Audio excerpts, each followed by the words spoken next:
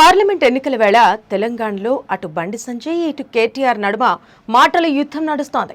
జై శ్రీరామ్ నినాదం కడుపు నింపదని బీఆర్ఎస్ వర్కింగ్ ప్రెసిడెంట్ కేటీఆర్ వ్యాఖ్యలు చేయగా, మేము మారీచుడి నోటి నుంచైనా నీచుడి నోటి నుంచైనా శ్రీరామనామం గొప్పతనం చెప్పగలమంటూ బండి సంజయ్ కౌంటర్ ఇచ్చారు. జై శ్రీరామ్ నినాదం చుట్టూ తెలంగాణ రాజకీయం తిరుగుతోంది.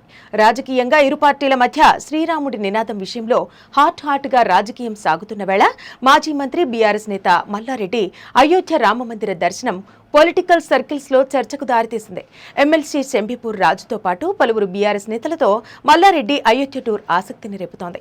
ఈ టూర్ కు సంబంధించిన ఫోటోలు సోషల్ మీడియాలో వైరల్ గా మారాయి.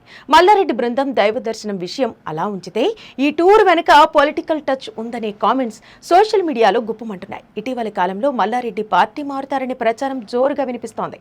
కాంగ్రెస్ లో చేరేందుకు ప్రయత్నం చేసినా కుదరకపోవడంతో ఇక బీజేపీలోకి వెళతారన్న చర్చ జరుగుతున్న సమయంలో తాను పార్టీ మారటం లేదని పైకి చెబుతున్నా, ఏదో ఒక అనువైన సమయంలో కండువా మార్చుడు ఖాయమనే టాపిక్ పొలిటికల్ కారిడార్లో వినిపిస్తోంది. మల్లారెడ్డి ఫోటోలతో స్పందిస్తున్న నెటిజన్లు త్వరలోనే మల్లారెడ్డి బీజేపీలోకి చేరుతారని, అందులో భాగంగానే అయోధ్య టూర్కు వెళ్లారని కామెంట్స్ చేస్తే, మల్లన్న శంబీపూర్ రాజు త్వరలోనే బీజేపీ గూటికి చేరుతారని మరొక నెటిజన్ కామెంట్ చేశారు.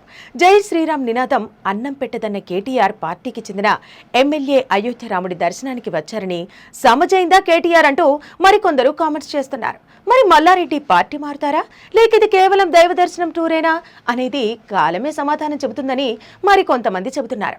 ఏది ఏమైనా ఓవైపు అయోధ్య రాముడి విషయంలో బీఆర్ఎస్ వర్సెస్ బీజేపీ మధ్య నువ్వా నేనా అన్నట్టుగా వ్యవహారం సాగుతున్న సమయంలో Mallareddy Ayodhya tour hot topic గా మారిందనే చెప్పవచ్చు.